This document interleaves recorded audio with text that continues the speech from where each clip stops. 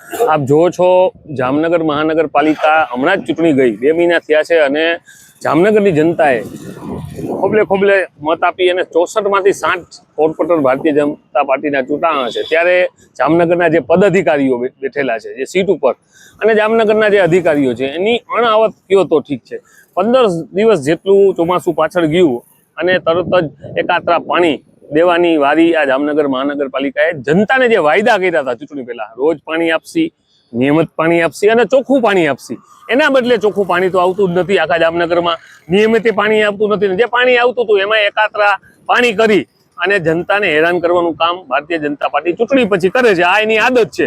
ત્યારે જામનગર કોંગ્રેસ દ્વારા વારંવાર આ રજૂઆત, વિરોધ કયો તો વિરોધ, જનતા માટે લડવાની વાત છે।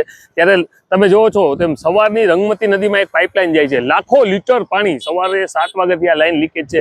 ત્યારે અહીંયાના અધિકારીઓને મેં જાણ કરી અને હવે ઘોડા જેમ તબેલામાંથી છૂટી ગયા તેમ તાળા મારવા નીકળે છે।